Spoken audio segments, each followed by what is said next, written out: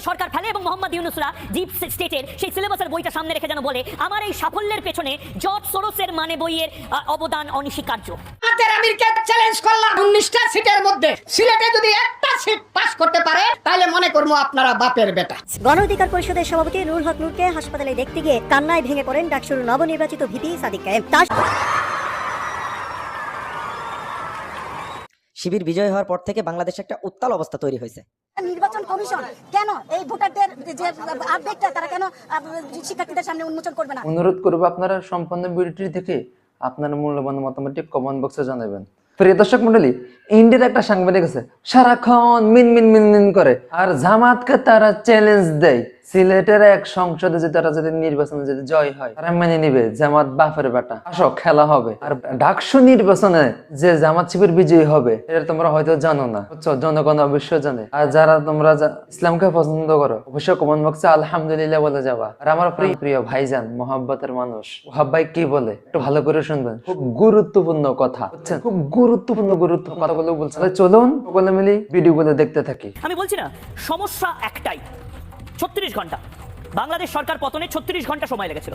শ্রীলঙ্কা অর্থাৎ কলম্বো, ঢাকা এবং কাঠমান্ডু তিনটে শহর একই বিন্দুতে রাখলে দেখতে পারবেন 36 ঘন্টা একই সিলেবাসে একইভাবে সরকার পতন হয়েছে। খুব সহজভাবে যদি আমি বুঝিয়ে বলি, এবং এই এপিসোডটা সেভ করে রাখবেন, আমি দুটো করে ছবি এবার দেখাবো, বাংলাদেশের ছবি, নেপালের ছবি। আপনাদের মনে হতে পারে যে এটা গণতন্ত্রের জয়, বিশ্বাস করুন আপনাদের মনে হতে পারে এটা ছাত্রছাত্রীদের জয়, কিন্তু 2024-এর বাংলাদেশ এবং 2025-এর নেপালের যে চিত্রগুলো তার মধ্যে কোনো পার্থক্য নেই। 2024-এর প্রথম যে হেলিকপ্টারের ছবিটা আমি দেখাচ্ছি, মিলিটারি হেলিকপ্টার, ওটা শেখ হাসিনা গণভবনের সামনে সেই হেলিকপ্টারটি রাখা ছিল। আর 2025-এর যে ছবিটা আপনি দেখতে পাচ্ছেন একইভাবে হেলিকপ্টার করে ওলি, আমরা জানিও না এখন ওলি কোন দেশে গেছেন। আমার কাছে যে খবর আছে হংকংয়ে তিনি আপাতত আছেন, হংকং থেকে হয়তো চাইনিজ পেট্রোনেজ বা সিকিউরিটিতে তাকে চায়নার কোথাও নিয়ে যাওয়া হবে। আবার আরেকটা সূত্রে খবর পাচ্ছি দুবাইতেও হয়তো ওলিকে সেফ প্যাসেজ দেবে নেপাল আর্মি। দুটো ছবি, আরো দুটো ছবি দেখাবো, আরো দুটো ছবি। প্রথম দুটো ছবি দেখালাম রাষ্ট্রনেতারা জাস্ট তাসের দেশের মতন ইনস্ট্যান্ট, ওই 2 মিনিটে নুডলস বানানোর মতন, ইনস্ট্যান্ট নুডলস বানানোর মতন একটা দেশ জর্জ সোরোস ফেলে দেওয়ার এই অদ্ভুত খেলাটা খেলছে। নরেন্দ্র মোদী ঢাল হয়ে দাঁড়িয়ে রয়েছে বলে নরেন্দ্র মোদীর বিরুদ্ধে এত রাগ। নরেন্দ্র মোদী বলেছিলেন না আমার ব্যক্তিগত অনেক ক্ষতি হবে, কিন্তু ভারতবর্ষের কৃষক, ভারতবর্ষের মৎস্যজীবী তাদের কিছু হতে দেবো না। চোখে চোখ রেখে ডোনাল্ড ট্রাম্পের চোখে চোখ রেখে কথা বলার জন্য অনেকে মস্করা করেছিলেন, কিন্তু বিশ্বাস করুন ইসরায়েল এখন মানছে যে আমেরিকাকে সবক শেখানোর জন্য ইন্ডিয়া ভদ্রভাবে যে লাইনটা নিয়েছে এটাই ইসরায়েলেরও লাইন নেওয়া উচিত। দ্বিতীয় ছবি আপনারা দেখতে পাচ্ছেন, স্বাধীনতা সংগ্রামী মুক্তিযোদ্ধা আব্দুল হাইকে জুতোর মালা পরানো এবং নেপালের প্রধানমন্ত্রী, প্রাক্তন প্রধানমন্ত্রী দেউবাকে জুতোর মালা পরানো, এক প্যাটার্ন।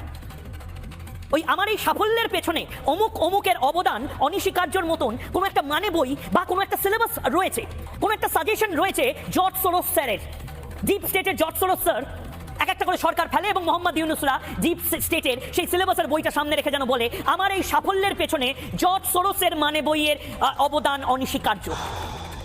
একটা সিলেবাস বই একইভাবে জুতোর মালা পড়াও, একইভাবে সুপ্রিম কোর্ট পড়াও, একইভাবে হেলিকপ্টার করে ঠিক 25 মিনিটের সময় দেওয়া হবে, তার মধ্যে গোটা সরকারটাকে ফেলে দাও, তারপর সমস্ত কিছু খারাপ বলে সবকিছু পুড়িয়ে দাও। যারা দেশের ভালো করতে চান, যারা দুর্নীতির বিরুদ্ধে লড়াই করতে চান, তারা সুপ্রিম কোর্ট থেকে শুরু করে ইলেকশন কমিশন থেকে শুরু করে পার্লামেন্ট হাউস থেকে শুরু করে সবকিছু কেন জ্বালাবেন? শ্রীলঙ্কায় জ্বালানো হয়েছে, বাংলাদেশে জ্বালানো হয়েছে, নেপালেও জ্বালানো হলো। তৃতীয় ছবি একইভাবে একই স্টাইলে। 3 নম্বর ছবি, এগুলো সেভ করে রাখুন। আজ হয়তো মনে হবে মিনমিনে মিডিয়া এগুলো নিয়ে কথা বলে না, মিনমিনে মিডিয়া মিনমিন করে আপনাকে বোঝাবে হয়তো গণবিদ্রোহ হচ্ছে, বিদ্রোহ, আজ বিদ্রোহ, চারিদিকে গান ফানো হয়তো হচ্ছে, আমি জানি না, দেখি না আমি রাত 8টার সময় যারা একদম প্যালেস্টাইন নিয়ে করে তারা হয়তো হারমোনিয়াম নিয়ে এখন বিদ্রোহ, আজ বিদ্রোহ, চারিদিকে গানও হয়তো করছেন। বিশ্বাস করুন আমিও ভেবেছিলাম বিদ্রোহই এটা। আমি বাংলাদেশকে অত্যন্ত ভালোবাসি, কিন্তু বাংলাদেশ, শ্রীলঙ্কা, নেপাল প্রত্যেকটি দেশে বিদ্রোহ হচ্ছে না। হেমন্ত মুখোপাধ্যায়ের গান এই মুহূর্তে আমরা গাইতে পারছি না। শ্রদ্ধেয় হেমন্ত মুখোপাধ্যায় যে গান গেয়ে গেছিলেন তার দিনপঞ্জিকা লিখতে পারছি না যখন বাংলাদেশ নিয়ে কথা বলছি বা নেপাল নিয়ে কথা বলছি। তৃতীয় ছবি একইভাবে একই স্টাইলে বাংলাদেশে যেভাবে কচুকাটা করা হয়েছিল ঠিক সেভাবে দেখুন, এটার না একটা রোম্যান্টিসিজম তৈরি করার চেষ্টা হচ্ছে। অনেকে ফিসফাস থেকে সমস্যারে বলার চেষ্টা করছে, ইস এটা যদি আমাদের দেশে হতো, আমরা তো ভোটে জিততে পারি না। দেখুন একটি গণতন্ত্রের জিতে আসা বিদেশমন্ত্রীকে পিটিয়ে মারা হচ্ছে, আর অর্থমন্ত্রীকে দৌড় করিয়ে মারা হচ্ছে। অর্থমন্ত্রীকে বাড়ির সামনে থেকে বের করে টেনে হিচড়ে যেভাবে মারা হচ্ছে এই একই স্টাইলে শ্রীলঙ্কায় মারা হয়েছে, এই একই স্টাইলে বাংলাদেশে মারা হয়েছে। আপনি এখনো বলতে পারেন হয়তো যে এটার পেছনে একটা বড়সড় ষড়যন্ত্র কিছু থাকতে পারে, কিন্তু বিশ্বাস করুন এটা ষড়যন্ত্রই। এই মুহূর্তে আরেকটা ব্রেকিং নিউজ, অত্যন্ত খারাপ খবর এই মুহূর্তে আসছে, অত্যন্ত খারাপ খবর। আমি পিসিআরকে অনুরোধ করব এই ছবিটা যেন না চালানো হয়, এটি অত্যন্ত খারাপ খবর এবং ভয়াবহ। এই মুহূর্তে যে খবর আমরা পাচ্ছি, জ্যান্ত জ্বালিয়ে দেওয়া হয়েছিল প্রাক্তন প্রধানমন্ত্রীর স্ত্রী রবি লক্ষ্মী চিত্রকরকে, তিনি মারা গেলেন হাসপাতালে, তিনি মারা গেলেন জীবন্ত পুড়িয়ে হত্যা। প্রাক্তন জামাতের আমিরকে চ্যালেঞ্জ করলাম 19টা সিটের মধ্যে সিলেটে যদি একটা সিট পাস করতে পারে তাহলে মনে করবো আপনারা বাপের বেটা। সিলেটে 19টি আসন আছে, কোন আসনে দাঁড়াবেন বলেন? আমি আমার দল থেকে সেই আসনে দাঁড়াবো। 19টির মধ্যে একটা আসনও যদি পাশ করতে পারেন তাহলে ভাববো আপনারা বাপের বেটা। জামাত ইসলামীর আমিরকে এমন চ্যালেঞ্জ ছুড়ে দেন বিএনপির চেয়ারপারসনের উপদেষ্টা পদ স্থগিত হওয়া অ্যাডভোকেট ফজলুর রহমান। জামাতের উদ্দেশ্যে ফজলুর রহমান বলেন, মুক্তিযোদ্ধা হয়ে দেশ স্বাধীন হলো, কিন্তু জামাতই বলে ভাই ভাইয়ে দ্বন্দ্ব ছিল, আর এই দ্বন্দ্ব নাকি ভারত লাগিয়েছিল। যেদিন পত্রিকায় জামাত বলল এই দেশে কোনো মুক্তিযুদ্ধ হয় নাই, অস্ত্র নিয়ে যারা যুদ্ধ করেছো তারা আল্লাহর কাছে মাপ চাও, সেদিন আমি বলেছি এই আলবদরের বাচ্চারা, রাজাকারের বাচ্চারা এখনো আমি জীবিত আছি। তিনি আরো বলেন, আমি ধর্ম বিদ্বেষী নয়, জামাত বিদ্বেষী। আমি ধর্মকর্মে বিশ্বাসী একজন মুসলমান। জামাত ইসলামী নয়, তারা জামা কাপড় ইসলাম, তাদের প্রতি আমার বিদ্বেষ। শিবির প্যানেল বিজয়ী হওয়ার পর থেকে অনেক ধরনের কথাবার্তা হচ্ছে। সালাউদ্দিন ভাই তাদেরকে অভিনন্দন জানাইছেন, মাশাআল্লাহ। কিন্তু মির্জা আব্বাস ভাই আবার বিস্ফোরক একটা মন্তব্য করছেন, পান্না ভাই অনেক ধরনের মন্তব্য করছেন। কয়েকটা প্রতিবেদন একটু দিই, তারপরে বিএনপি আসলে জাহাঙ্গীরনগর বিশ্ববিদ্যালয়ে যে নির্বাচনটা হচ্ছে, বিগত 33 বছর পর জাকসুর এই নির্বাচন হচ্ছে, মানে আজকে হবে। রাতেই আকাম একটা ঘটাইছে বিএনপির নেতাকর্মী, এমনটাই অভিযোগ উঠছে। একটু সাথে থাকেন, চ্যানেলে নতুন হলে ভাই এবং বোনেরা। অর্গানিক প্রতিদিনের লেটেস্ট অথেন্টিক সত্য নিউজ পেতে আমাদের চ্যানেলটি একটু সাবস্ক্রাইব করবেন, ভিডিওতে একটা লাইক করবেন। প্রিয় দর্শক মণ্ডলী, বিএনপির যে পান্না ভাই আছে তিনি বলছেন যে ডাকসুতে জিতলেই যে জাতীয় রাজনীতিতে বিরাট কিছু করবে তা না, এটা ভুল কথা। কখন কোন পাল্লা ঘুরে যাবে, আপনার নেতার কথা শোনেন না? তিনি যে বলে জনগণ যদি মুখ ফেরায় নাই, শক্তি জনগণ, জনগণ যা ইচ্ছা করতে পারে। এবং সেই সাথে মির্জা আব্বাস ভাই যে ছাত্র শিবিরকে নিয়ে একটা বিরাট বড় অভিযোগ করছে, তিনি বলছেন যে এই যে নির্বাচনটা হইলো, আমার শিবির এত ভোট কেমনে পায় তাও ঢাকা বিশ্ববিদ্যালয়, আওয়ামী লীগকে নিষিদ্ধের দাবি করে এবং আওয়ামী লীগের সাথে তলে তলে গিয়ে আতাত করে আওয়ামী লীগের ভোটগুলো জামাত শিবির নিছে। এখন আপনারা বলেন আওয়ামী লীগের ভোট কি জামাত শিবির নিছে, এরকমটা আপনারা মনে করেন? এই মির্জা আব্বাস ভাই বলছে। এবার আসেন মূল আলোচনা। জাকসু নির্বাচন নিয়ে ষড়যন্ত্র হয়েছে, এটা শিবির সভাপতি বলছে।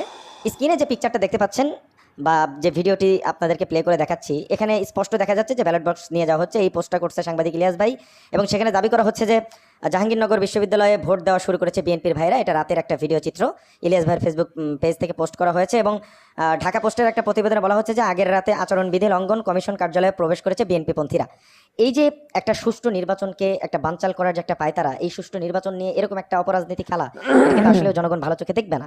এমনিতেই আপনাদের মার্কেটে অবস্থা খুবই একটা বাজে কিছু কিছু নেতাকর্মীদের জন্য। যদিও তারেক রহমান সাহেবের কথার প্রতি, তার প্রতি বিশ্বাস আমার অগাধ, তারা আমার মহব্বত করে ভালোবাসি, এটা সত্য।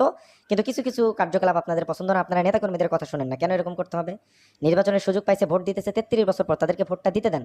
তাদের ভোটাধিকার ছিনে নিচ্ছেন কেন? শিবির যে খেলা দেখাইতেছে, এইভাবে যদি চলতে থাকে, বিএনপির অনেক নেতাকর্মীরা পোস্ট করতেছে যে আপনারা টর্চ লাইট দিয়েও জনগণকে খুঁজে পাবেন না, সামনে নির্বাচনে একটা অঘটন ঘটে যাবে, এত সহজ মনে করেন না। তো এই ধরনের ঘটনা যে ঘটাচ্ছেন, তারেক রহমান সাহেব দুঃখ পাচ্ছে না? তারেক রহমান সাহেব কষ্ট পাচ্ছেন না? তিনি বলছেন যে যাও তোমরা ব্যালট বক্সে গিয়ে ভোট দাও। তারেক রহমান সাহেব এই সমস্ত কথা বলছেন? তিনি তো সবসময় অন্যায়ের বিরুদ্ধে লড়াই করেন। নেতা বলে কি, আপনারা করেন কি? যদি এটাও আপনারা করে থাকেন, যেহেতু প্রমাণ আসছে এই ধরনের কর্মকাণ্ড থেকে, আপনারা বিরত থাকেন, জনগণের কল্যাণে কাজ করেন, মানুষ আপনাদের চাইবে। জেনজিরা যদি একবার মুখ ফিরায় নেয়, বাংলাদেশে বর্তমান ভোট আমাদের বেশি, আমরা যদি মুখ ফিরাই নিই কী হবে চিন্তা করেন। এই নির্বাচনকে কেন্দ্র করে এই রাতে এই ধরনের একটা ঘটনা বিএনপির ঘটানো লাগলো এবং এটা ঘটায় কি মনে করছেন ভোট পাবেন? যেগুলো পাইতেন সেগুলো আর পাবেন না। অব্যবস্থাপনার অভিযোগ এনে জাকসু নির্বাচনে দায়িত্ব থেকে সরে দাঁড়ালেন বিএনপিপন্থী 3 শিক্ষক। গণমাধ্যমে ব্রিফিংয়ে ব্যালট পেপারে অসঙ্গতি ও নির্বাচন কমিশনে পক্ষপাতমূলক আচরণের অভিযোগ আনেন তারা। দেখেন, আমি অবাক হচ্ছি যখন আমরা মনিটরিং করছি তখন নতুন নতুন ভোটার তৈরি করা হচ্ছে।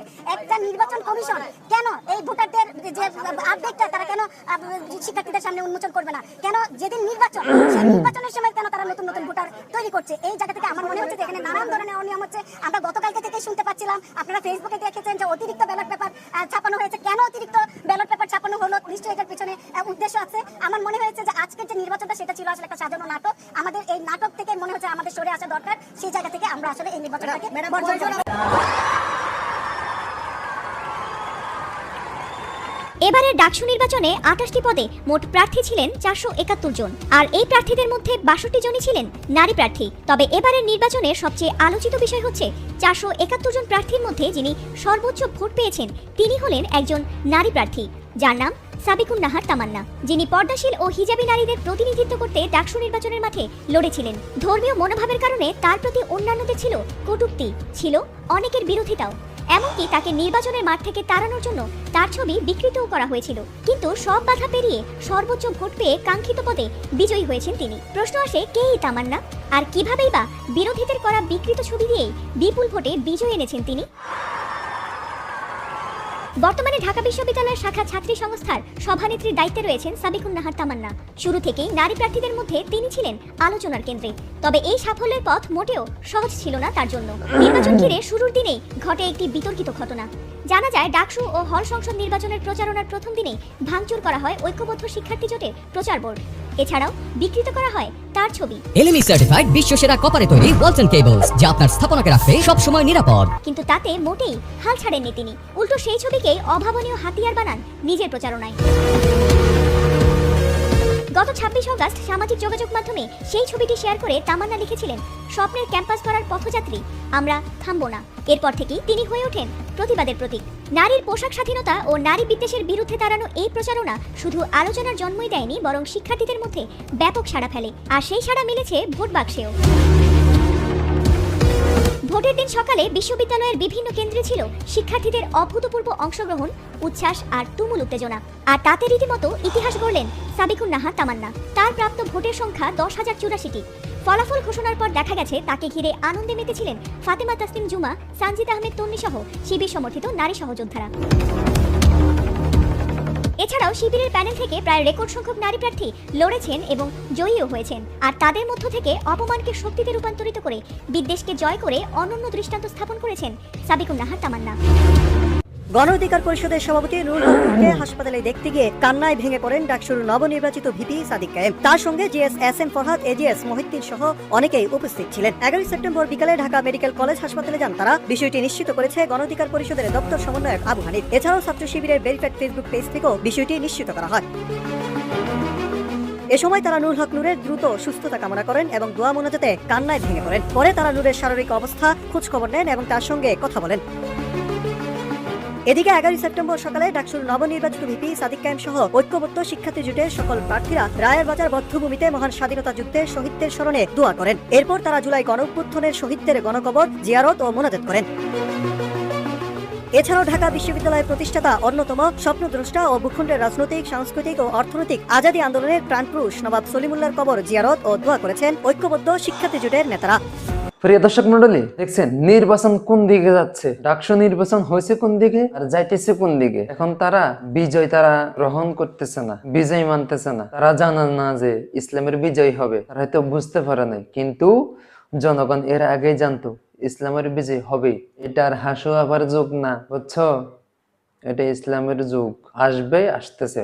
অপেক্ষা করে, একটু ধৈর্য ধরো, ঠিক আছে? আর আমার ওহাব ভাই খুব ভালো কথা বলছেন, অবশ্যই ওনার কথাগুলো মনে রাখবেন। খুব গুরুত্বপূর্ণ কথা বলছেন, অবশ্যই আপনারা কথাগুলো মনোযোগ সহকারে আবার যদি মন চাই আবার রিপ্লে করে শুনতে পারেন, সমস্যা নেই। এবং যে জামাতকে চ্যালেঞ্জ দিয়েছে, আমি তাকে বলবো, তুমি যে মাঝে মধ্যে টকশোতে গিয়ে উলট ফালট কথা বলো, এগুলোর কোনো মানি আছে? কোনো মানি জানো? হ্যাঁ, তুমি যে জামাতকে চ্যালেঞ্জ দাও, চ্যালেঞ্জ দিছো না, দেখবা খেলা শুরু হবে। চ্যালেঞ্জ দিছো না, খেলা শুরু হবে, সমস্যা নেই তো। দেখো নাই ডাকসু নির্বাচন কিভাবে হয়েছে? তোমরা জিতছো একটাও? কোন হলে জিতছো বলো তো? কোন হলে জিতছো? ঢাকা বিশ্ববিদ্যালয় হলে? কোন হলে বলো? কোন হলে জিতছো বলো? সিয়া হলে, রোকেয়া হলে, বলো? হলে জিতে নাই, বলো ফুস, অনেক ষড়যন্ত্র করছো, শেষ পর্যন্ত জিততে পারো নাই। কাউ মাউ কাউ কাউ শুরু করে দিলা, বুঝো না? ওটা তো করবে, শুরু করবাই। আর তোমরা তো বলো পিয়ার পদ্ধতিতে বাংলাদেশে নির্বাচন হবে না। কেন?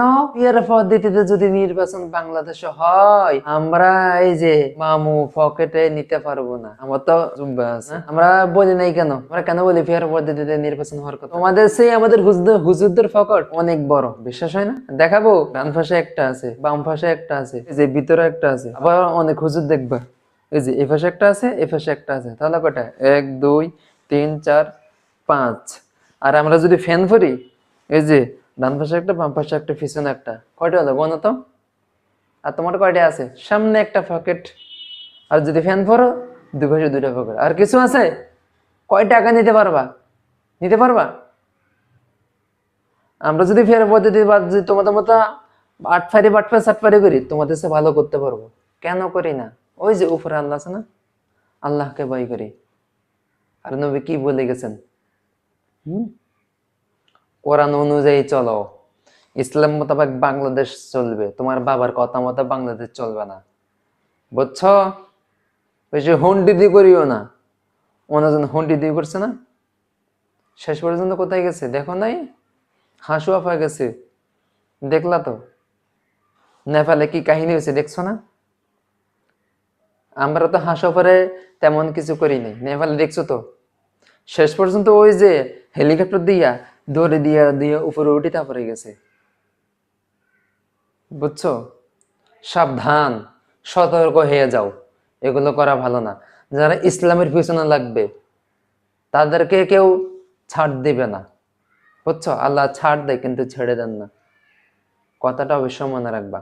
আমি হয়তো ছোট মানুষ কিন্তু কথাগুলো বড়, কিন্তু কথাগুলো আমার না, বুঝছো? এগুলো আমার না, আমাকে বলাই কে বলাই? আল্লাহ তাআলা। ওই আল্লাহ তাআলারই কথা, কোরআনের কথা, নবীর কথা, বুঝছো? জনগণের পক্ষ থেকেও কিছু বলি, আমার কিছু নাই ভাই, বুঝছো?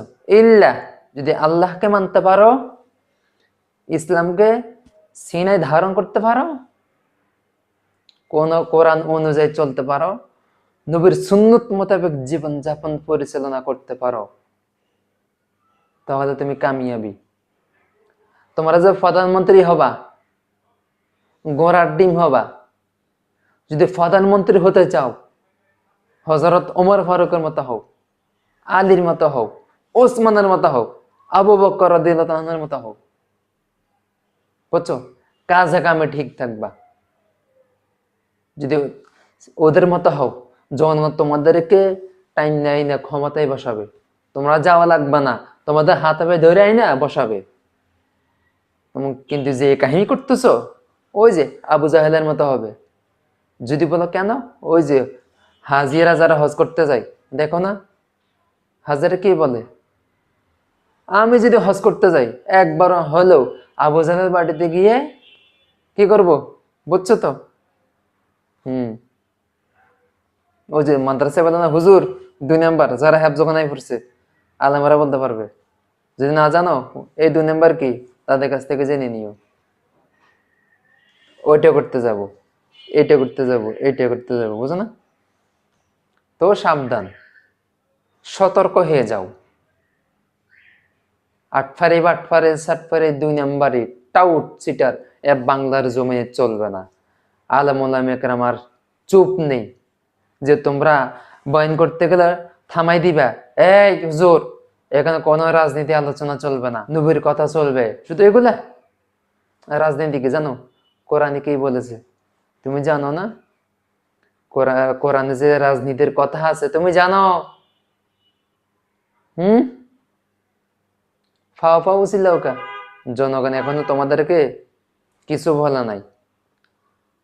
কেন? আলেম ওলামা একরাম এখন তোমাদেরকে কিছু বলা নাই, তারা আলেম ওলামা একরামের উপর ভরসা করে আছে, তাদের আলেম ওলামা একরামদেরকে বিশ্বাস করে, হুজুরদেরকে তারা বিশ্বাস করে, বুঝছো? যদি অবিশ্বাস করতো না তোমাদের উপর আর ফ্যান্ট আছে না, ফ্যান্টও থাকতো না, গায়েব হয়ে যেত। যাক, বেশি কথা বলবো না, সতর্ক হয়ে যাও, সাবধান হয়ে যাও। প্রিয় দর্শক মন্ডলী, চ্যানেলে যারা নতুন আসছেন ছোট্ট চ্যানেলটি সাবস্ক্রাইব করে দিবেন, আর যারা এখনো কমেন্ট করার নাই অবশ্যই আপনার গুরুত্বপূর্ণ কমেন্টটি এখানে করে যাবেন। তো আজ ভিডিওটি এই পর্যন্ত ছিল, দেখা হচ্ছে পরবর্তী অন্য কোনো ভিডিও নিয়ে। সেই পর্যন্ত ভালো থাকবেন, সুস্থ থাকবেন এই কামনা করছি। আসসালামু আলাইকুম ওয়া রাহমাতুল্লাহি ওয়া বারাকাতুহু।